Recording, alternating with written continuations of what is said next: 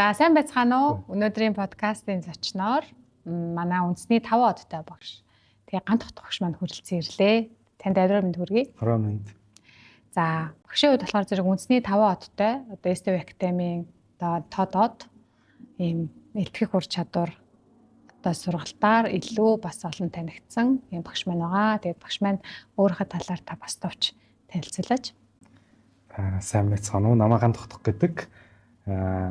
Ерөнхийдөө бол Монгол Улсын их сургуулийг нийгэм судлалын чиглэлээр төгсөд үргэсэн. Энэ хугацаанд бол бас Монгол Улсынхаа их сургуулийн элтгэх хурлын мэтгэлцээний клубээр бас дамжиж өөрийнхөө элтгэх ур чадварын одоо суур ур чадваруудыг бас олж авсан. Тэгээд буцаад их сургуультай бол төрөө төрөлгөөр мастер хамгаалж байгаа. Одоо бол өөрийнхөө хувийн хөгжлийн академиг илүү хөгжүүлэх талтай бол хэдэн нөхдийн хамт одоо зүтгэж яваа ийм залуу байна. Ер нь багшийн хувьд яг анх яг хизээнээс яг энэ илтгэх ур чадвар гэдэг одоо ур чадварт тэ илүү сонирхолтой болж ихсэн одоо сонгосон гэх юм уу сонирхож эхэлсэн бай таны хувьд. За яг ийм үг өгдөө штэ.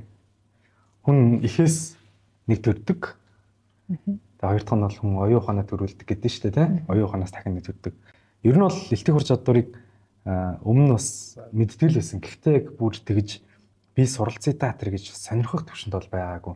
За энэ хүмүүс гоё ярьдаг юм байна да, сайн ярьдаг юм байна да. Ер нь аягүй зэгцтэй гоё ярьдаг юм байна гэж боддог байсан ч гэсэн өөрөө энэ суралцаад үздэг юм гэж бодож байгаагүй л тийм. Тэгээд яг ингээд хугацаа өнгөрхийн хэрээр ер нь өөрийнхөө дотор байгаа тэр мэдрэмжийг, тэр бодлыг бусдад илэргийлэх тэр хүсэл эрмэлзэл маань илтгэх ур чадварыг одоо суралцъя. Илүү онлайн бөгөөд одоо мэрэгжлийн түвшнээс суралцаа гэсэн тийм хүсэл эрмэлзлийг бол өгсөн байна. Ер нь бол яг нэг илтгэх ур чадвар гэж ер нь яг таны хувьд яг юу вэ? Хүмүүс ингээл илтгэх ур чадвар гэлтэхээр янз янзын ойлголттой байдаг. Одоо ярьж чадахгүй ч юм уу. Одоо зарим тохиолдолд ингээ нэг хүмүүс хүүхдүүд энэстэй ярьж чадахгүй.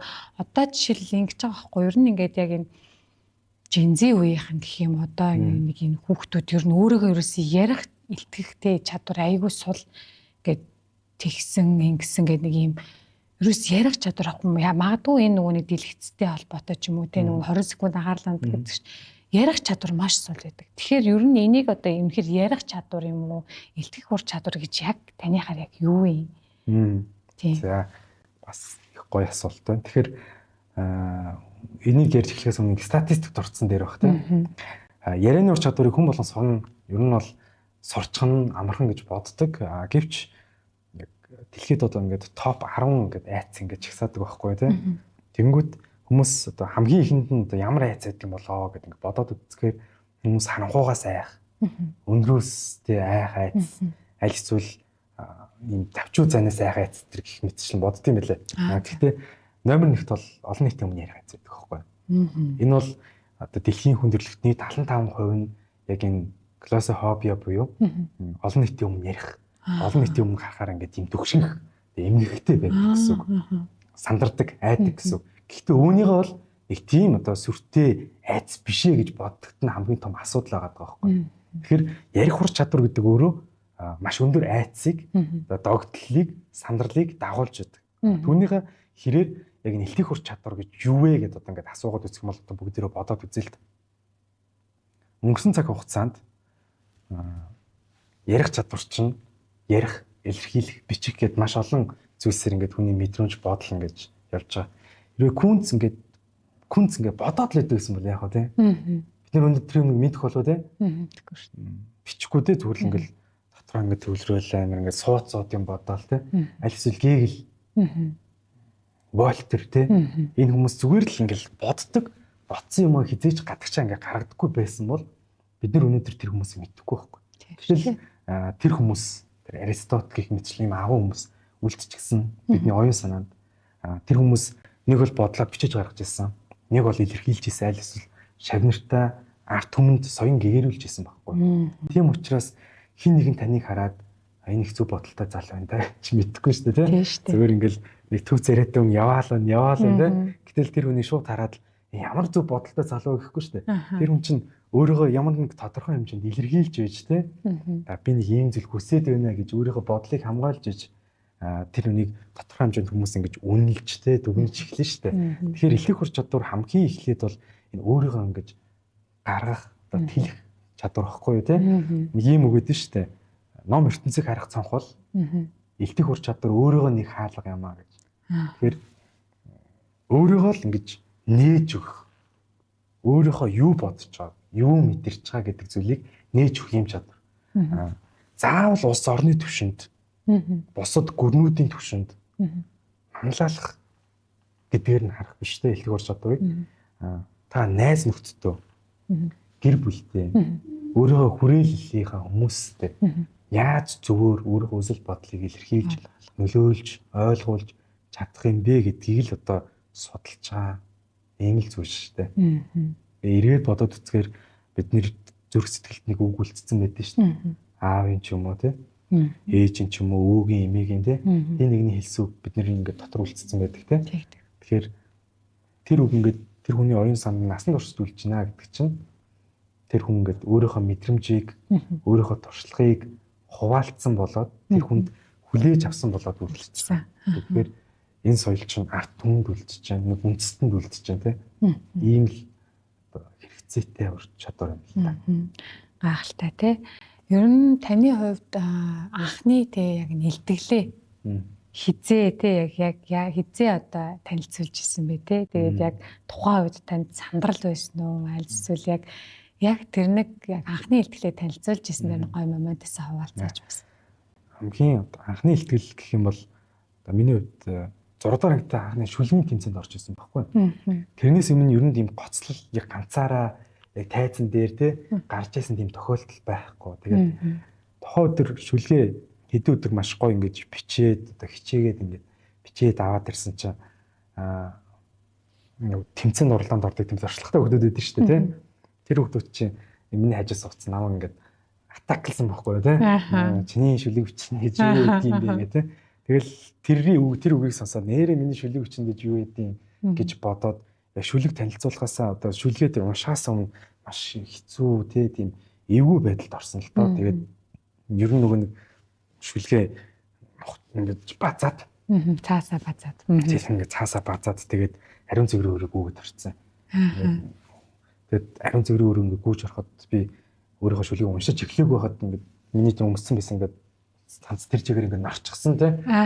Сандарсан тий. Маш хэцүү хүнд байдалд ч тэр чинь орчихсон байсан. Тэгээд яг ариун цэгрийн өрөөнд ороод нөгөө бацсан цаас хараад ер нь яг тэрийг уншихгүй л энэ өдөр буух юм бол насан туршдаа л нэг хин нэгнээс тий цухтаах гэдэг юм шиг ажил яг тэр намайг тэр ингээд бассан хүүхдүүдийн яг тэр үгэнтэй дандаа бодогдож явах юм шиг мэдрэмж төрөөд буцаад нөгөө цаасаад иглээ орсон.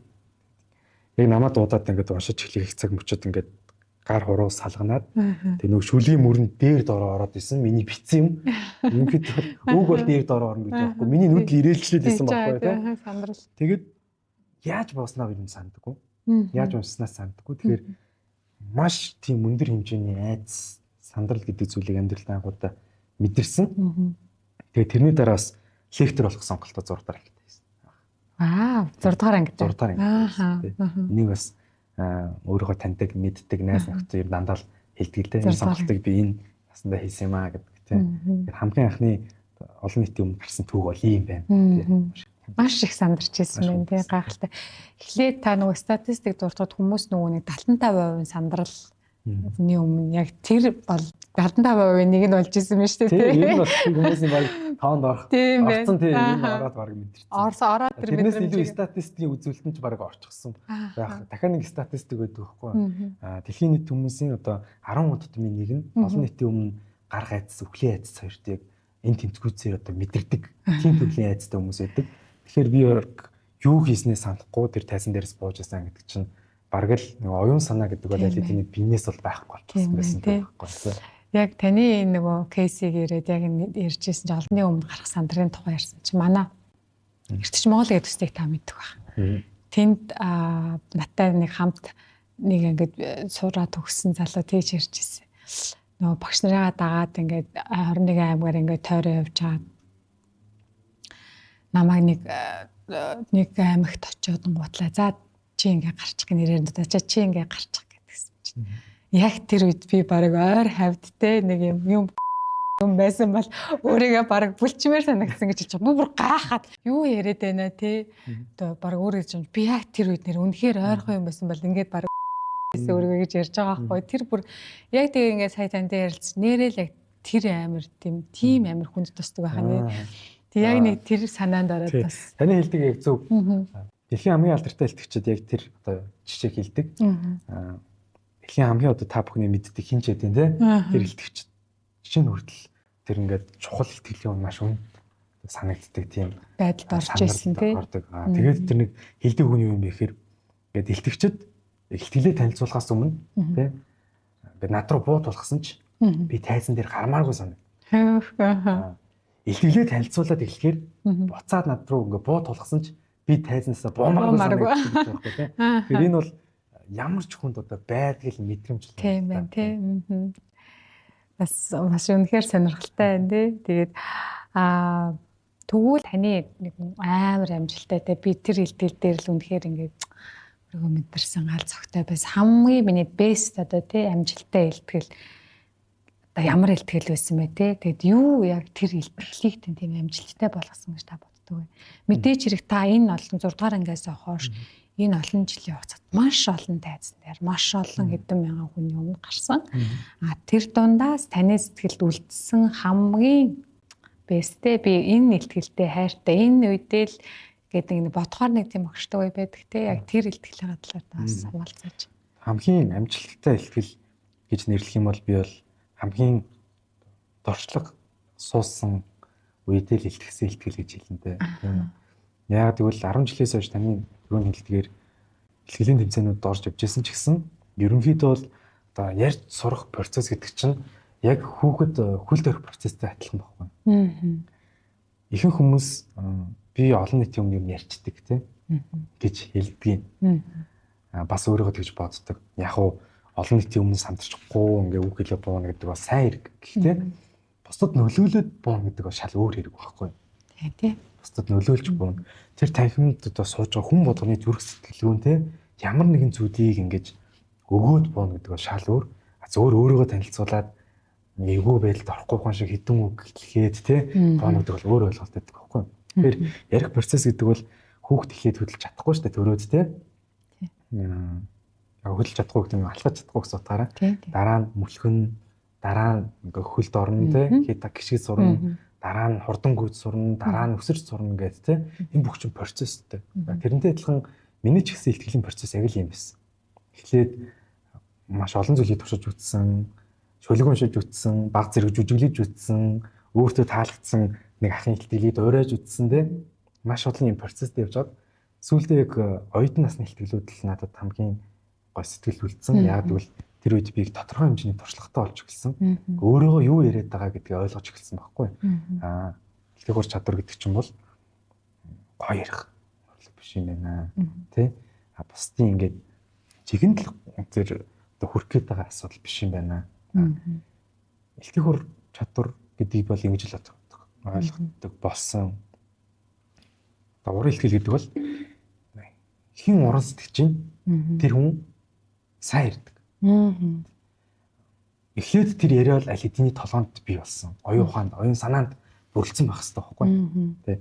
За би ийм зүйлийн талаар ярих гэж байна.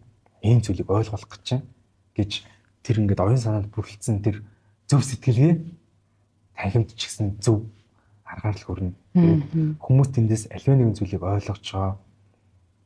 Тийм байж тээ. Зөв штэ гэд толгойд өгч байгаа тэр дорчлог суулсан яриа өөрөө тэр амьдрал дээр маш олон удаа бүтлгүүдэж үзээд тэр зүйлийг буцаад ойлгуулад мэдрээд хүмүүст өгч байгаа тэр мэдрэмж л хамгийн амжилттай ярь гэж байна. Аалтай тий. За эсэргээрээ одоо та ингээм амжилттай одоо илтгэл байсан бол одоо нөгөө эсэргээрээ тий таны хамгийн юм шатсан тий ийм илтгэлд яг ямар илтгэл байсан тий тухайн тэр шатсан илтгэлээсээ та бас сургамж авсан уу тий ер нь тэн дээр ямар алдаа гаргасан ч юм уу тий одоо ер нь сургамж авсан уу гэдэг л асуулт. Шатсан илтгэл гэх юм бол миний хувьд өнгөрсөн хугацаанд ингээд өөрийгөө ажигласан.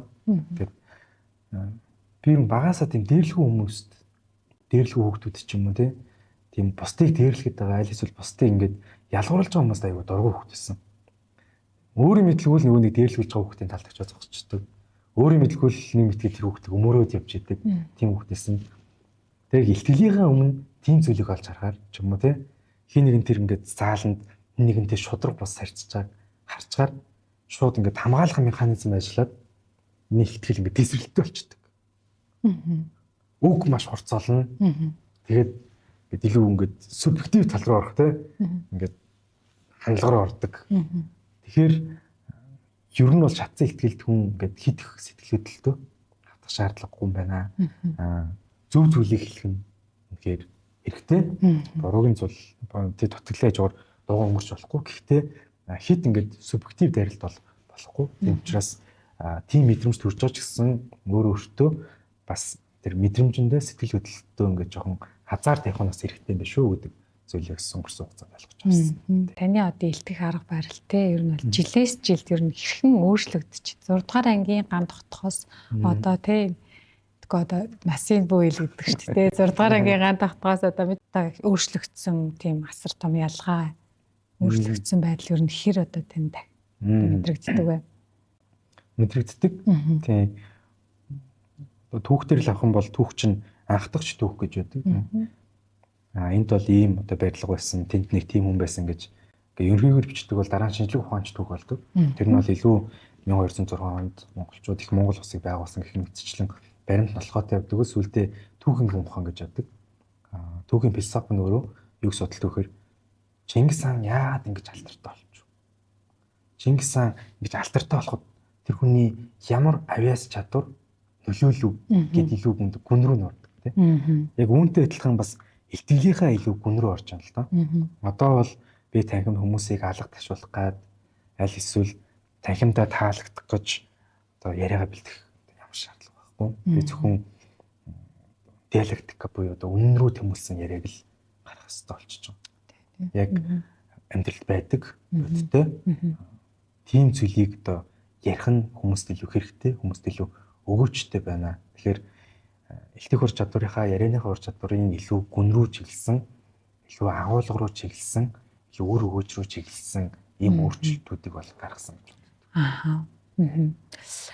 Одоо ингээд нөгөө нэг илтгэл танилцуулж байгаа бас ингээд нөгөө сургагч багш нар сургалт ордог өрнөний хүмүүс байдаг штеп. Тэр хүмүүсийг одоо зүгээр нөгөө нэг юм би таныг илүү нөгөө нэг зөвлөмж байдлаар хүргээсэй гэж бодож байна л да.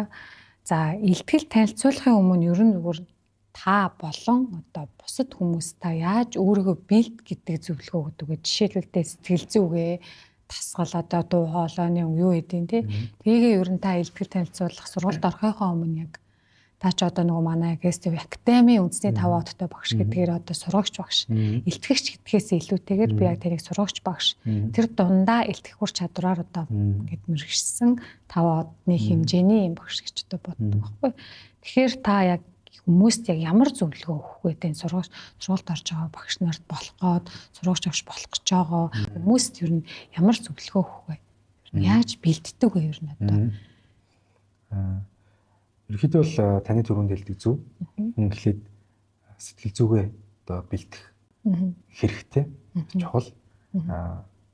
Ихэнх хүмүүс чинь энэ дээр гарч ирээд ихтгэл танилцуулж байгаа сургалт орж байгаа ч гэсэн татвар зөрчилдөж идэг байхгүй тий. За би ямар харагдаж байгаа бол тий. Миний хоолой ямар сонсогдож байгаа бол миний гадны хүзэмж ямар байгаа бол гэдэг тий. Нэг тийм ингээд ихтгэл танилцуулаад байгаа мөртлөө өөрийн бодол. Яг ингээд бодол нь болохоор ингээд өөртөө төлөвлөдөг. Тэр яриа бол тэр ихтгэл бол тэр сургалт бол амжилттай болохгүй шүү дээ. Яагаад гэвэл тэр хүн ингээд өөрөөсөө одоо мэдрэмжээ салгаагүй байна. Тийм учраас тэр хүмүүст хүрэхгүй, агуулга нь хүрэхгүй, өөрөө өөртөө их анхаарат байгаа учраас. Тийм ээ тий. Тэгэхээр ер нь энэ дээр гарч байгаа, тайзан дээр гарч байгаа сургалт орох ч бол та тэр ярианыхаа агуулгад анхаарах хэрэгтэй. Тэгэхээр сэтгэл зүгээ та аюул сайн бэлдэж ирэх хэрэгтэй гэсэн үг хэлж гин үү тий. Ерөнхийдөө бол яагаад сэтгэл зүйн бэлэн биш байгаад байна гэхээр хид хідэн шалтгаантай л да. Зарим хүмүүс ихтгэл танилцуулахдаа хувцас тохируулж өмсдөггүй. Хит ингээд бариу хувцас ч юм уу те альсвал задаа хувцас аль эсвэл хит их тонголтой хувцс ч юм уу өмснөөс болоод нөгөөдг ингээд тухгүй мэдрэмж төрүүлээд тэгээд юм ихтгэл танилцуулах нөгөө хувцастайгаа ноцолдоод аль эсвэл эмэг бүгд цагтайгаа ингээд ноцолцоор байгаа тэр цаг нь ингээд дуусчдаг. Тэгээд өөрт тухгүй мэдрэмж төрж байгаа сонсогчд яаж тухтай мэдрэмж төрөх вэ тийм ээ. Тэгэхээр өөрийгөө за би нэг иймэрхүү хувцс өмснө. Тийм нэг юм нэмэлт хажиргүй ингээд хувцс өмсчээ. Гоё энгийн бай. Тэгэл ярианыхаа агуулгыг агуулгатай анхаарах хэрэгтэй. Билд бас дахин билдтэй өөрийнхөө яриаг ингээд сайн бэлтчих хэрэгтэй. Тэгэх юм бол нэг сандрал бол гарахгүй. Тэгэхээр яг миний хувьд болохоор өөртөө ингэж хэлдэг өөрийгөө зоригжуулдаг бол итгэгчид юм тэгж хэлдэг л те. Өнөөдөр бол хамгийн муу зүйлд бэлэн бэ гэж өөртөө хэлдэг. Ихэнх хүмүүс нэг сайн зүйлийг төсөлж ирээд байдаг байхгүй. Танхим аягүй гоё хүлээж аваад те. Бараг л хаалгаар орж өнгөт нэг нь тэрж авч хатар дээр юмсэ. Тэ? Амжилт хүсье миний дөө өтер гэж хэлэх тийм хүсээд байхгүй шүү дээ тий. Тэр яах вэ гэхээр тэр танхим дундаас миний яриа таалагдахгүй нэг хүн над руу үндэг чулуудаж болно шүү дээ тий. Нэг хүн альс шууд нүүрлэг гурил цацаж болно шүү дээ тий. Ийм төвшний одоо хүнд танхим ч юм уу одоо тийм өсөл байдалд яах вэ? Тэрнийг огт төсөөлж байгаагүй юм ба шууд шоконд. Гэтэл төсөөлдөг байхгүй. Тийм өсөл үндэг чулууд бол би бол үндгөө ингээд шууд арчаад цаашаа ирнэ. Горил чулуудах юм бол төргээд тэгэл цаашаа өргөжлүүлнэ те. Ингээд байж болох хамгийн муу нөхцөл байдлуудыг ихлээд ингээд таамаглчих юм бол бусад нөхцөл байдал ч хүмүүс танхим тэр чигээрээ сууж байгаа. Бүгдээрээ над руу харж байгаа. Тэд нар бол энгийн төвшөнд болчихж байгаа сте те. Тэгэхээр ингээд өөрийнхөө сэтгэлгээг бас их ингээд тэлээд байж болох ямар нөхцөл байдлууд болох вэ гэдгийг ингээд сургалт орохоос өмнө маш сайн ингээд төсөөллөө ажиллуулна гэсэн үг те. Тэрний дараа бол энгийн сургалт бол энгийн тайван ууж явчихдаг тийм. За. Аха. Ер нь одоо ингээ яг сэтгэл зүйгээ бэлдэх хэрэгтэй гэдэг ингээд юу ярьж штэ. Тэгвэл сонсогчдын тухайн танхимын анхаарлыг тий ингээл зэрэг хүмүүс сургалт гэхээр л хүмүүс ингээл нэг ингээл хэцүү болчдөг штэ. За бараг л нөгөө цагаа бүртгэлэл гарыгээ. Гэхдээ харцангуй нөгөө нэг одоо сүүлийн үед одоо арай бас нэг өөр өнцгөөс хардаг болсон гэж харагдаад байгаа байхгүй. Тэгэхээр яг нөгөө сонсогчд буюу танхимд байгаа хүмүүс суралцагчдын анхаарлыг яаж одоо хэрхэн татаж яаж яриагаа эхлүүлвэл тэр илүү үр дүнтэй одоо вау танхим болох вэ? Танхим. Ерхэд бол хит хит арга байгаа. Сонсогчдын одоо анхаарлыг татах процесс бол мэдээж одоо хуучин цагт бол лекторууд презентацгүй яг өөрийнхөө уг чадвараар миктэй л аваад гардаг гэсэн. Одоо бол цаг үе өөрчлөгдсөн. Маш олон технологийн дэвшилттэй зүйлүүд гарсан. Тэднийг технологийн тусламжтай тоглоож одоо сэдэлжүүлэх ч юм уу аль эсвэл анхаарлын татах ямар нэгэн зүйлсийг одоо багш өөрөө бодож төсөөлж одоо авчрах бүрэн боломжтой ийм цаг үед бол бид нар бол амьдарч байна. Тэгэхээр яг гоо презентацтай тохиолдолд презентац дээр сонирхолтой баримт кейс фактуудыг хийсэн тохиолдолд үзэгчдийн анхаарал бол 20% бол өсөж байдаг. Тэгэхээр бол тухайн хүний нөгөө анхаарлын одоо төвлөрөх хугацаа гэж байна шүү дээ тий. Анхаарал сарних хугацаа гэж байгаа. Яг туршлагатай илтгэгчд бол за нэг тэдэс тэдэн минутанд за нэг 10-аас 15 минутанд насан туршидын сургалт болоод ингээд анхаарал нь сарниж эхэлнэ. Яг энэ үед бол нэг хошигнол ашиглана. Аль эсвэл дэлгэсэн дээр нэг факт гаргаад ирнэ. Аль эсвэл дасгалт ажиллуулна гэсэн ийм одоо үйлдэл гэх юм уу те сургалтын ингээд үйлдэлийг гаргадаг шүү дээ. Ер нь тэгж гаргадаг багш нар хэр олон байд юм бол ямар ч гэсэн ингээд бэлддэг. Тэр чинь зүрхний цогцолчдаг хэлбэлцэл дардаг байхгүй те. Энэ үед танхим унана. Энэ үед өснө. Энэ үед ер нь би өөрийнхөө яриан дээр ийм өргөлт нэмэнгүүд танхимын сонсогчдыг бол анхаарлыг одоо өөртөө татаж чадна. За энэ үед нь уналтан дээр нь би дасгалт ажиллуулъя. Энэ үеийн уналтан дээр нь би факт гаргаж ий сонирхолтой кейс татъя. Энэ дээр нь би хошигнол ашиглая гэдэг тийм. Түнс бол сургалт чинь 100% хошигнол, 100% дасгал ажил, 100% одоо баримт факт явна гэж байхгүй шүү дээ. Энэ бүгдийг цогцлох нь одоо тэр сурагч өгшийн өөрийн бас туршлага, ур чадвар тийм мэдрэмжээр шалтгаалж байгаа. Дээрээс нэмээд технологийн одоо дэвшлиг ашиглаад хүмүүсээс одоо асуулт хариулттэй аль эсвэл уралдаанд тийм тоглоомд тоглох юм боломж одоо бүрэн бүрдсэн гэж хараад. Одоо яг ингэ нөгөө нэг илтгэх ур чадвар дээр хүмүүс ингэдэг шүү дээ. Зөөлөн, айдуу зөөлөн. Нэг айдуу зөөлөн гэдэг санаачлаа. Айдуу хоолойтой, зөөлөн дуу хоолойтой хүмүүс ер нь сайн илтгэж байж чадах юм уу? Энэ доожгүй юм ч гэдэм үү те. Гэх мэт тийм түгээмэл ер нь айцуд байдаг. Цаанаасаа ингэ хүн угаасаа сул дуутай бол яах юм. Заавал илтгэгчүн амар гэл ингээ чанга гаргаалбгүй шүү дээ. Тэгэхээр тиймэрхүү юм түгээмэл айцыг ер нь яг тухайн хүнд та явж зөвлөдөг. Яаж даван туулах хэвтэй. Бис бол хаалаатай гэл тэнгисэн ч гэсэн тэр хүн нөгөө цаанаас илтгэх одоо тийм нөгөө нэг суур өгөгдөл нь байгаад байдаг. Хэрнээ дуу хоолойны өгнөөсөө ч юм уу эсвэл гадаад төрхнөөсөө ч юм уу тэг янз бүрийн байдлаар хүмүүс нөгөө айцтай байдаг штэ. Тэг нөгөө нэг монголчууд хэн намайг юугээд ботчих вэ гэсэн бодлоостой бас хүмүүс байдаг те. Тэгэхээр яг тэр одоо ийм жижигхэн түгээмэл байдаг алдаа одоо айц те тэр айцыг ер нь яаж даван туулахыг та зөвлөдөг вэ? Илтгэгчийн дуу хоолой гэдэг бол маш чухал зэвсэг. Илтгэгчид бол хэд хэдэн төрлийн илтгэгчид байгаа. Төрлийн өгдөл нь бол өрний илтгэлтэй буюу одоо цоглог темптэй тийм маш өндөр дугаар авч явдаг танхимыг ерөөсөн ингээд акцентээр ингээд аваад өчтдөг илтгэгчид байна. Одоо таны хэлээд байгаа болохоор дорны темптэй илтгэгчид байхгүй юу? Ингээд дөлгөөн тийм нам дугаар ингэж танхимыг авч явдаг. Сүүлийн үед бас холимог гэж гарч ирсэн. Өрнөөр илтгээд дорноор ингэж танхимыг ингэж бас өдөрддөг гэх юм тийм. Тэгэхээр яг үхээр илтгэгч хүн болгон бол чанга туутай хаалдаггүй. Илтгэгч хүн болгон бас тэгж чанга те цоглог ярих ч алдаггүй. Илтгэгч болох ч хүн бол харин акцентыг өдөртөж сурах хэрэгтэй. Өөрөөр хэлэх юм бол бид нэг тийм үргэлжлсэн үгийн зохиол шиг яриад байдаг байхгүй. Ингээд яг нэг хэвийн. Чанга туутай хүн 40 минут чанга дугаараа, сул туутай хүн 40 минут сул дугаар авчдаг байхгүй. Гэтэл илтгэлд хамгийн гол бас амин сүнсэн тэр хоолойны акцент гэдэг зүйл биш. Та сайн байцгаана уу? Та бүхэнд энэ өдрийн мэдээг хүргэе. Намайг хандах гэдэг. Ингээд л энэ хилээд акцент орчиж байгаа хөө те. Нэг өргөлд орж ирж штэ. Тэнгүүд чухал санааныхаа үед пауз авдаг те. Энэ чинь маш хэрэгтэй чадвар.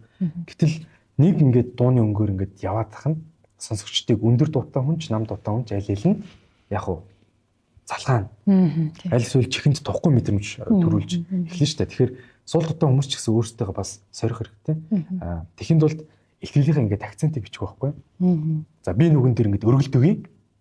За энэ үгэн дээр би ингээд дуугаа ингээд намсгая. Тэ энэ дээр ингээд өргөлд өгье. Нэгсэн тул акцентын тоглолт гэдэг бол одоо яг л бид нэр ингээд радиогийн одоо дууг тэ хөгжмийн дууг чангалах, суллагтай адилхан. Тэгээ энэ дээр бас ийм статистик судалгаа гэдэг юм билээ. TEDx-ийн нэлтгэл шүү дээ. Хамгийн их одоо үтсэн хандлттай бичлэг нь 20 сая хүн үтсэн байдаг юм билээ. Хамгийн бага үтсэн 1 сая хүн үтсэн байдаг юм билээ. Тэгэхээр яах вэ гэхээр дараа нь хүмүүс ингэ судлаад үтсэн байгаа байхгүй TEDx илтгэлийг. Тэгсэн чинь тэр илтгэлийн бол зөрүү нэх байхгүй. Яг адилхан хин хин илтгэлийн амжилттай танилцуулсан. Баримт факттай байсан. Илтгэлт нь одоо шаардлагатай бүгд зүйл яг адилхан байсан. Тэгээ нэг л зүйл нь одоо ялгаасан байхгүй. Тэрний үхээр акцентын тоглолт. Буюу хамгийн өндөр хандлт авсан тэр одоо TEDx-ийн бичлэгийн илтгэгч нь акцентээр тоглолт гэсэн. Хоолойны. Намсагч юм те. Яг ингээд өдөр гонхтой ярьж байгаа дээрээ танхимыг унгааж ийн хоолоогоор. Тэгээд цоглог темптэй үе дээрээ хоолойгоо өргөж ийн те. Энэ акцентээр тоглолт хийсэн илтгэл хамгийн өндөр хандлттай байсан. Тэгэхээр илтгэгчийн дуу хоолой гэдэг зүйл бол маш өдөртлөг байхгүй юу? Тэнд бол тэр хүний нам хоолойтой байна уу, өндөр хоолойтой байна уу биш. Тэр зүйлийг би яаж өдөрдөх вэ гэдэг тэр хувь хүний өөрийн одоо тий өдөрдлөг тий хэр сайн хөгжиж байна. Тэрийг бол хэр сайн тааруулж байгаа гэдэг нь чухал. Тийм байна тий. Тэгэхээр ер нь одоо яг нэг илтгэх явцад илтгэх одоо танилцуулах үед одоо зарим хүмүүсийн гацж төгтрөх, ээрч сандрах тий ямар нэгэн тийм нүд гардаг тий. Яг тэр үед та одоо яг ямар арга хэмжээ таны хувьд бол яг ямар арга хэмжээ яг яадаг вэ? Ер нь бол тий ямар арга хэмжээ авдаг вэ? Ихэнх хүмүүс одоо ярианы төвшин бэлтгэхдээ нэг буруу бэлтээдэг. Тэр нь юу гэхээр үг хүсдэггүй чэйжилдэг байхгүй. Яриагаа ингээд чэйжлэн шүлэг чэйжилж байгаа юм шиг чэйжилдэг байхгүй. Энэ үед бол угаасаа гацалтай. Дуршлагатай илтгэгчид бол түлхүүрийг ашиглаж байна. Ганцхан үгийг дуршлагатай илтгэгчид 30 минут 1 цаг дэлгэрүүлж чадна. Тэр бол түлхүүр үгийн арга байхгүй. Тэгэхээр ихэнх илтгэгчид одоо туршлагагүй бага илтгэгчид болохоор А Б-гүй чэйжлээ. Слайд болгоно чэйжлээ. Тэгж чэйжлэхийн хамгийн том аюултай нь юу гэхээр таны сэний илтгэгчийг гацалт байхгүй. Тэр үед гацалт үүсэн бол жинхэнэ апрагэл гацалт үүсэн. Гарч чадахгүй. Тэгээд хүн ер нь 3-аас 4 секунд гацар дүсчих юм бол яг тэрэндээ ингээд тархин ингээд шууд ингээд паникт ороод дэпэд ороод гацалтанд ороод тэгээ тэр чигээрээ одоо эндэрлийн хамгийн том хар дарсан зүйдс ч юм уу те тэр дорсон чинь одоо нэг хэсэг нь болж байгаа шүү дээ те. Тэгэхээр яг вэ гэхээр тэр яриаг агуулгаар нь те тэгэж ингэж авч явах. Агуулгаар нь чэйжлэх хэл одоо чэйжлэх нь гэдэг юм. Агуулгаар нь яриаг ингэж авч явах, ерөнхий авч явах бол хамгийн сайн одоо процесс болчиход байна. Ер нь бол яг хуу таны хэлж байгаа бол баа бэггүй чэйжлэх биш те. Мэдээж хэрэг хүн лэмж алдаа гаргана те. Тэгэхээр баа бэггүй чэйжлэх хэрэггүйгээр агуулгаа өөрөө сайн те ингээд одоо дэлгүүрийг ашиглаад дэлгүүрийг ашиглаад за энэ зургийг харахад би ингээд надад нэг ийм мэдрэмж төрж байна гэж эхэлж мэдрэмжээ хэлэх юм уу те.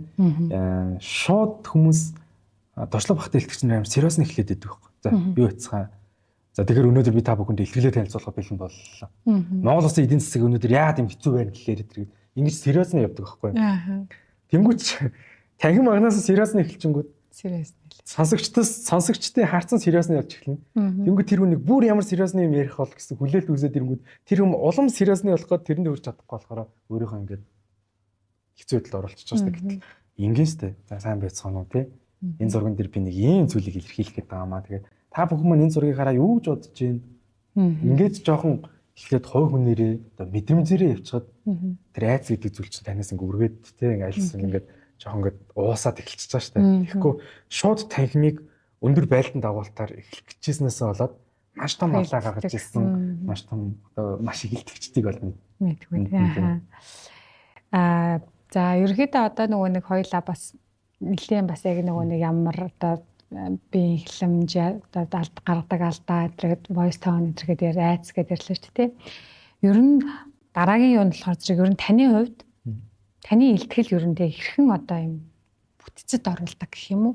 Ер нь яг илтгэл гэдэг зүйл яг одоо оршилт үндсэн хэсэгт үнэлтгэдэг гэдэг те жишээлбэл яг ямар одоо юм бүтцээр бэжэж одоо юм логик тестаралтай ч юм уу те таны хувьд одоо ямар одоо илтгэлээ яаж юм бүтцэд ер нь оруулдаг вэ? Мэдээч таны асуугаад байгаа болохоор илтгэлийн агуулгын бүтц захгүй юу?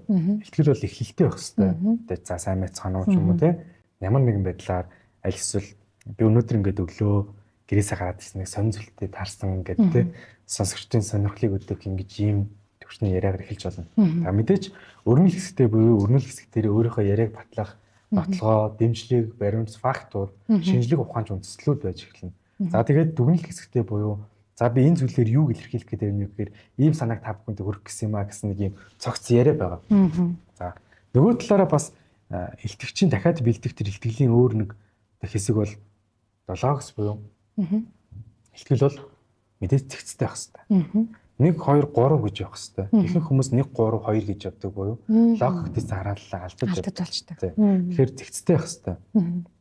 Цэгцтэй байхын тулд мэдээж та тийм хэмжээний мэдээллийг цуглуулсан, ном уншсан байх шаардлагатай болж шүү дээ, тийм. Хоёрт бол ПЭЦ буюу сэтгэл хөдлөлтөй байх хэрэгтэй яриа чинь.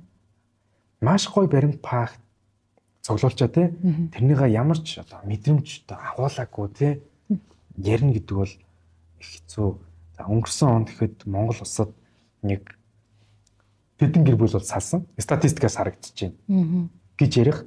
За өнгөрсөн хугацаанд өнгөрсөн жилийн статистикаар харж байгаа бол Монголд бол яг тэдэн гэр бүл бол салсан байна. Энэ бол маш эмгэнэлтэй үйл явдал. Яагаад өнөөдөр Монгол залуучууд ийм хэмжээний салтыг үүсгэж байна гэдэг мэдрэмжийг оруулж ярих нь илүү амьдлуулж байгаа зү.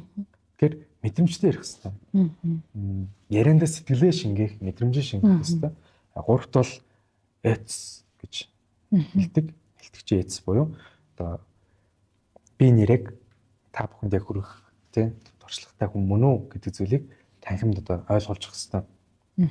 Тэгжээж хүмүүс бас таныг сонсон шүү дээ тийм. Ихэнх хүмүүс ерөнхийдөө бол өөрөөсөө илүү туршлагатай гэж бодсон хүмүүсийнхаа үгийг илүү сонсох одоо магадлал нь өндөр байдаг. Тэр хүнийг өөрөөсөө доошоо гэд үнэлчих юм бол танхим нэг тийм үл хойшоосон ч юм уу те танхим ингээд задгаарсан ч юм уу нөхцөлөд үүсгэж ирнэ. Өөрийгөө хүлээн зөвшөөрлөх гэдэг нь та заавал мундаг байх шаардлага. Та заавал дарга байх шаардлага байхгүй, заавал олимпиад орох байх шаардлага байхгүй. Та зүгээр л хүн байх те. Тэ жишээ нь декретнээсээ дөнгөж орж иж байгаа эмэгтэй байл л та тийм. Тэгээд тэр эмэгтэй яриага эхлүүлж бол сайн байцгаана уу би одоо ингээд тийм декретнээсээ дөнгөж ингээд ажлын шатнд дээр дахиж орж ирж байгаа. Тэгээд яг энэ мэдрэмж надад ямар санагдсан бэ гэвэл нэгдүгээр ангийн одоо сурагч байхдаа ээжээ гарнаас хөтлөөд сургуулийн босоо халахад шинэ хүмүүсийн одоо орчинд орж байгаа яг тэр мэдрэмжтэй давтах туйс тийм мэдрэмж надад дахиж төрүүлсэн. Өнгөрсөн хугацаанд би та бүхэнд юу мэдэрсэн бас энэ декрет тахта өөртөө идэх итгэл болон өөрийн үнэлэмж яаж алдагддаг талаараа яриа гэхтэл тэр тагамтай гэж хүлээж байгаа байхгүй. Энэ хүн дарга байсан уу? Дарга байгаагүй. Энэ хүн олимпийн аварга уу? Биш. Энэ хүн мундаг төрийн зэтгэлтнөө биш. Энэ хүн зүгээр л ээж хүн байхгүй. Ээж гэдэг бол үнэхээр мундаг алдар тийм үү? Тэр хүн өөрөө ингэж мэдрүүлнэ. Мэдрэмжээ бусдад өгнө гэдэг бол ярианы хамгийн гоё суурь өгдөл байна. Тэгэхээр та түрүүнд хэлсэн шүү дээ. Илтгэлийн одоо бүтэц ямар байхаа гэх юм бол эдгээр дэс дарааллуудыг илтгэгч маань өөрөө туршлага болон уншиж судалсан зүйлийнхаа дагуу мэдрэмжтэйгээр оруулж өгөх нь бол илтгэлийн хамгийн сайн бүтэц байдаг. Мэдээж анхны илтгэлээрээ гайхалтай илтгэл танилцуулна гэж бодох шаардлагагүй. Зүгээр л зөв илтгэл танилцуулаад үзье те гэж бодох нь илүү хэрэгтэй. Ер нь нөгөө нэг илтгэл ингээд танилцуулж хагаад яг сургагч багш болон энэ сургалтууд дээр ер нь бас ордог л да. Биеийн хилэмж, дуу хоолойны өнгө те тэгээд гарын хөдөлгөөн, нүдний харц гэдэг ингээд чухал гэдэг. Тэгтээ хүмүүс Стив Джобсыг тэгдэг. Зүгээр л зингэрж яйсэн өмдтэй хар юутай гарч ирэл микрофоноор зогсоож ярьсаар байгаа л ордог гэдэг те. Та яг энүүтэй ер нь одоо зүгээр жишээ авахад та яг энэ биеийн хилэмж энэ байдлыг ер нь хэр чухал гэж ер нь үздэг. Ер нь чухал уу яг энэ илтгэх ур чадварын ер нь бол маш хэрэгтэй асуулт. Тэгэхэд бол хүмүүсийн өдөр тутмын харилцааны 95% нам бус харилцаагаар явдаг буюу таны хэлээд байгаа биеийн хилэмжээр явдаг. Тэгэхээр биеийн хилэмж бол маш чухал. Ерөнхийдөө бол таны одоо тархинд юу байна те? Таны бодолд юу байна? Танд ямар айдас байна? Тэр бүгд одоо биеийн хилэмжээр илэрхийлэгдэж гарч ирдэг. Тэгэхээр таны дотор ингээд тэ айдас сандрал байгаа бол биеийн хилэмж чинь ч гэсэн тийм хаалттай байдал руу шилжиж штэ. Багшин өөртөө итгэлгүй байвал шууд ингээл гараа ингэж ярьж эхэлж штэ тэ. Сайн байцгаана юм. Тэгэл эсвэл хүн жоохон сандарсан үед өөрөөгөө юм тэрсэн те ийм хайрлсан байдал руу орж штэ тэ. Аль эсвэл ингээд хаалт тэ. Ийм байдал руу ингээд шилжиж эхэлж байгаа. Тэгэхээр та өөртөө итгэлтэй байх юм бол таны биеийн хилэмж гэсэн маш гоё те. Эй юу байцгаана, сайн байцгаана уу те. Магаан тогтох гэдэг биеийн хилэмжийн хүртэл маш ингээд нээлттэй байна штэ. Гэтэл хүмүүс ч ингээ өөртөө итгэлгүй байдал нь шууд биеийн хилэмжээрээ илэрхийлэгддэг.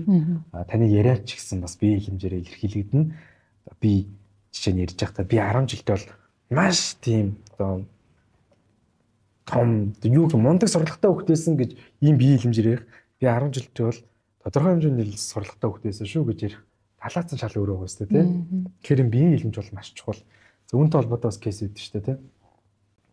Ричард Никсон болон Джон Ф Кеннедигийн одоо мэтгэлцэн анх удаа телевизээр цацагдчихсан анхны одоо Америкийн нэгдсэн улсын эмгэгчийн одоо мэтгэлцээний багхгүй. Тэгэхээр тэрнээс өмнө бол яг хүмүүс ингээ радиоор сонсдог байсан. Энэ хоёрын мэтгэлцээнийг бол анх хүмүүс зургатаар үзсэн. Харсан үзсэн. Гэтэл Ричард Никсны одоо биеийн хилэмж нь өөрийнхөө яриатай зөрөөдсөн бол Джон Ф Кеннедигийн биеийн хилэмж нь яг л өөрийнхөө ярьж байгаа агуулга те бүх зүйлтэй ингэж нэгдэж нийлжсэн. Тэгээд сонгуулийн үр дүнд юу гарсан бэ гэхээр мэдээ Джон Ф Кеннеди ялсан. Тэгэхээр биеийн хилэмж гэдэг бол харагдах байдлаа те одоо өөрийн оюун санаанд байгаа тэр харагдах байдлаа илүү хүчрэг болгох энэ техник те бас сурах ёстой, хүмүүсийн мэдрэх ёстой бас зүйлс гэж боддог.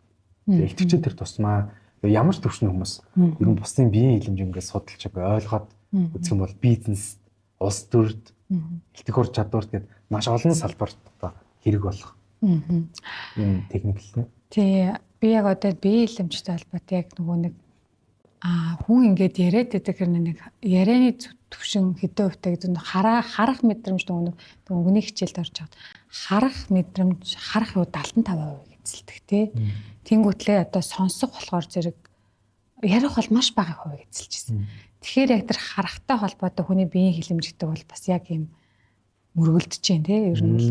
Тэгэхээр ер нь биеийн хилэмж яг нэлтэх ур чадварт ярахаасаа илүү баг илүү нөгөө илүү одоо их хувийг эзлэнэ гэж ойлгож болох юм тий. Таны хэлээд байгаа чинь болохоор зөвлөдөө ерөнхийдөө бол Макиавелли гэдэг эрдэмтэн бол яг биеийн хилэмж дуу хоолой үг гурыг бол гэж харьцуултад гаргаж ирсэн тий. Үг бол ерөөсөө энэ нь бол харилцааны ур чадварт 7% л эзлээд байгаа. Риторик ур чадвартаас 7% эзлээд байгаа.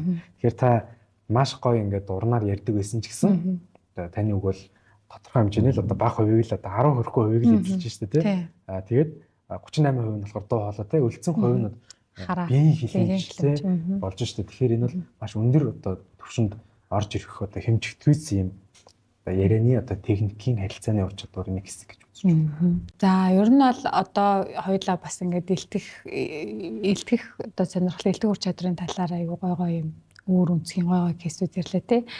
Одоо би танаас нэг зүгээр яг нэг тийм хөвгчлээ байдлаар асуулт асуу. Та ер нь яг нэг микрофон чи унтраалттай тий байгаад илтгэлээ ингээд дурссан тохиолдолд гарч ирсэн үү? Гарч ирсэн. Аха. Микрофон байтгаа бүр заалгын гэрэл унтарсан. Аха. Тэг яг Сүхбаатар аймагт яг тэр нэг соёлын зааланд нэлээд том заал байсан. Яг энэ илтгэл танилцуулах болсон чинь тогн тасраад. За тэгээ заал нь хаваа анх болчихж байгаа байхгүй. Тэгэл яг илтгэгч хүн чинь тухайн нөхцөл байдлыг тэгэл аваад гарна шүү дээ ямар ч юм те. За бүгдээр манайхаа уцныхаа гэрлийг хасаачих гээл бүх хүний уцных нь гэрлийг хасаагаал өөрийнхөө яриаг нэлээд ярьж явж байгаа. Микко тэр том заал нь хичээсэн л дээ. Энэ бол хоолойныхоо цар хөрөг толлон л ашигласан гэдэг. Яг илтгэлийн төгсгөлд нь за хэдүүлээ ингээд яг нэг хүсэл мөрөөдөлтэй эрмэлзэлтэй байх юм бол өнөөдрийн танхим харахгүй байсан ч гэсэн тий яг энэ танхим шиг юм харанхуй нөхцөл байдалд орсон ч гэсэн оюун санаа нь харанхуй байдалд орсон ч гэсэн хэзээ нэгэн цагт бид нь одоо гэрэл гээгээ ирнэ гэж итгээрээ гэд дээшээ хоруугаараа заасан чинь тог нэрсэн байхгүй юу? Тухайн цаг үед би бас хүсээ задгаа тавьсан байсан. Тэгээ яагаад Есүс гэдэг хочтой болсон гэдэг чинь тиймээс тэр цагаас Есүс гэдэг хочтой болсон байхгүй юу? Тэгээд хамт явсан хүмүүс бүр гайхалтай яаж яг тэр нь ингэж таарав те яг тэгж заахан таараг байд. Тэг яг ингэ дээш ингэ зогсцсон. Тэгсэн яг тог нэрсэн тэгэл тэрнээс тийм хочтой болсон байсан баг. Хар хөвхтэй байсан. Энэ тэр хоч тэгж авсан. Таны яг сая нөгөө ингээд харанхууд хичээл заасан гэдээ ярьсан чи манай багш тэгж хэлчихсэн л да. Ер нь сайн сургагч багш гэж. PPT-гүй байсан ч тэгээ тоггүй байсан ч ярихыг ер нь сайн сургагч багш тэ гэж хэлсэн. Яг тэр үг санаанд орж байна. Тэгээд ер нь та одоо ингээд одоо яг сая нөгөө нэг айгу фан байлаа. Ер нь бол та ингээд илтгэлээ танилцуулаад бууж ирээд ер нь болмоор санагдаж шантраад тэ уналтанд орж исэн үе танд байдггүй тэ ингээд тэгэхээр болио тэ юм шантрах уу ер нь ямар ч тохиолдолд бүх юмд гарч ирдэг тэ. Гэхдээ яг энэ таны илтгэлээ танилцуулаад бууж ирээд тэ ер нь болио чадахгүй байна гэдэг уналт гэдэг зүйлд орж исэн. Тийм үе байгаа юу? Чухал харилттай асуулт байна тэ. Ер нь бол өнгөрсөн хугацаанд бол маш олон удаа тийм мэдрэмж орж исэн, тийм мэдрэмжэнд одоо автж исэн тэ. Тэр бол өөрийн буруугаас ч байна тэ. Аль эсвэл өөр нөхцөл байдлаас ч байна. Ер нь бол өөрийнхөө өнгөрсөн хугацаанд ингээ нэлээд ажиллалаа. 4 жил тутамд нэг тийм том уналт ирээд байна л да тий. Ер нь илтгэх ур чадварыг чинь сурж байгаа хүмүүс ч юм уу. Босод хүмүүс надтай санал бодол нийлхийг мэдэхгүй байна. Банкын тийм догтлол, хөөрөл, сандрал гэдэг процесс байдаг байхгүй юу? Заримдаа ингэж сэтгэл хөдлөн, заримдаа чухал хүмүүсийн өмнө жоохон тий одоо ингэ чухал юм ярих гэж шүү гэсэн тийм сандрал юм бэ, айц байна. Зарим үед тийм тогтлол байна. Миний ярих гэж байгаа юм бол анхны юм хин ч энийг сонсоогүй гэдэг юм тийм ингээд дотроос ингэж гарч иж байгаа тогтлол байна. Тэгэхээр энэ бүхэн зүйлс нийлээд жоохон зүрх судасны өвчин тий болох гэдэг тий тангийн ингээд ийм ингээд нэг тийм ингээл донслоготой тий донслоо аваад шүү дээ тий ингээл нэг тийш нэг доошо тий. Тэгэхээр өнгөрсөн хугацаанд бол ийм онолтуудыг маш олон удаа мэдэрсэн. Тэгээд яг энэ хэлбэлцэл бол одоо дэлхийн түвшинд ч гэсэн одоо байгаа тий. Яагаад гэвэл яг одоо дэлхийн хідэн одоо газар хідэн бүсэд газар хөдөлж байгаа л тий. Дэлхийн хүртэл тийм тогтсон биш шүү дээ. Тэгэхээр хүн яаж тогтсон байх юм бэ тий? Хүн ч гэсэн байнгын ийм тий тийм хөдөлгөөнд оршин байнгын тийм давди байл эсвэл айц аль баяр баясал те нэг хэлтгэлийн дараа л за би өстө мундаг юм байна гэж бодоод нэг жоохон сургалт нь онцгүй болцоо за би өстө болиё гэж ингээд бодоод байх юм бол те хүн өөрөө сэтгэл зүгээс их юмтай л те тийм учраас аль болох тийм уналттай үед орох юм бол бас хэсэг нэг жоохон ингээд зогсолт таваад те би яг юун дээр алдчихв аль эсвэл би өөрөө хэд өндөр үнэлв аль эсвэл би өөрөө хэд голов өөртөө итгэлтэй хэд итгэлтэй байв аль эсвэл хэд итгэлгүй байв их мэдчлэн өөрлөгөө жоохон өнгийгөөд тэгээ буцаад ирэхэд маш гоё байдаг. Олон жил уягдсан орчин эсвэл өөрөөгөө уйдаг гэдэг шиг те олон жил их танилцуулаад ирэхээр энэ зүйлгүй бас амьдч чадахгүй болцох юм шиг тийм мэдрэмж бас заримдаа авдаг. Тийм учраас өөрийн мэдлгүй л ингээд гардаг. Тэгээ энэтэй холбоотойс нэг хошин яриад штэ. Монголын нас тавчаа бичсэн Тэндийн дамжин сүрэнгаа. Тухайн үед одоо Монголын хэдэн одоо их Монгол ус байгуулагдсан хэдэн ч одоо жил байсан те. Соснигын үе ямар ч байсан. Тэгээд тэгсэн гэж байна. Өөрөө түүх судалдаг хүн чинь. Түүхтэй шүүмжлэлтэй хандна. Тэгэл хүмүүс тэр ташаал өгсөн юм л одоо дараа нь гэх юм уу тухайн үед за нөхөр мөн тэнд одоо ингээд Чингис хааны тэдэн жил одоо ингээд хорл олж байгаа. Чи очихгүй шүү, олон юм ярихгүй шүү чи гэдэг ташаал өгсөн гэж. Тэгэл за би очихгүй гэл явж байгаа хажуугны явсан өөрийн мэдлэхгүй нэг зүрх сэтгэлийн дээш ингээд хадагдаад ингээд орсон байгаа. Тэгэл хүмүүс ярьж ийн гинэ. Ингээд түүхийг ингээд ярьж ийн. Тэгэл манай Цэндийн дамжин сургууч бүр хамгийн артл ингээд судал сууссан юм байна л. Тэгэл сэтгэлийн хөдлөл нэг хэсэг чинь донтлын судалд орцсон. Нэг хэсэг чинь бүр хамгийн ордлыг нэ сууж байсан. Нэг хэсэг чинь бүр ингээд эндэр дээр гарч ярьж ийн гинэ. Тэр Оросын эрдэмтэн Ян гэдэг хүн манай одоо Чингис хааныг янтгар гатнаа дагуулад бүгдэр морой унаад гэж бичсэн байл. Монгол гатнууд тийм янтгарч байгаагүй. Монгол бүгдэрч байгаагүй лээ. Авч өгсөн байл. Тэгсэн дараа нь ингээд цэдэн болгоо тэр тухайд ингээд усад иржсэн байгаа байхгүй. Тэр нэг Португал бичигдэн штэ. Тэгсэн чи яг тэр хэсгийг ингээд орж уншин готой. Тэр ингээд хэлснийх нь цаана улаан балдаар Чингисийн хатны царайлыг гэсэн чи ашигдтыг гэсэн. Яг тэнтэй адилхан. Ингээд хүн ингээд хүсэл эрмэлзэл байл ингээд өөрөө л ингээд тийш ингээд зориод нь шүү дээ. Би надад заримдаа ингээд хэцүү уналт өөх ийм мэдрэмж өгч чаач гэсэн энэ зүйлээс би болж чадахгүй гэдэг энэ зүйлд би ингээд өөрөө ирэхгүй татагддаг учраас энэ бол миний амьдралын нэг хэсэг болсон л гэсэн. Гайхалтай. Манай гандах тухшийн хувьд ер нь бас яг манай эсв академийн бас нэг маш тийм өөр өнцгөлтөө ер нь бол те бас нэг тийм одоо яг нэгэн хэвийн ийм өмнөөс биш арай нэг өөр юм тод өнцөг гэж би ер нь бас таныг үнэлж үнэлж явдаг. Тэгээд хоёулаа одоо хугацаа бас нэлээд явчлаа. Тэгээд миний хувьд болохоор зэрэг танаас одоо асуух одоо сүүлийн нэг хоёр асуулт маань болохоор зэрэг ер нь бүх хүн сайн илтгэж болж чадах уу? Тийм үг гэдэг штэ. Илтгэгчд бол төрдөггүй, илтгэгчд бол бий болдог. Амуу найрагч явах зайных бол илтгэж болох зүтгэлээ. Найрагч юм бол төрдөг. Шүлэг найраг бичиж байгаа хүмүүс чинь ингээл дурлал нэг тамхи байгуулаад те тэр байгалийн сайхныг хараа шууд ингээл онгод нь орж ирэл бичдэг байхгүй юу. Илтгэгчд бол тэгж одоо тамхи байгуулаад те нэг эмхтийг хараад шууд ингээл онгод монгод орохгүй шүү дээ. Тэгэхээр маш олон одоо удаагийн бүтлгүүтэлтэй маш олон удаагийн тавтамж маш олон удаагийн те тэр бэлтгэлийн үр дүнд одоо ингээд шалгарч гарч ирж байгаа.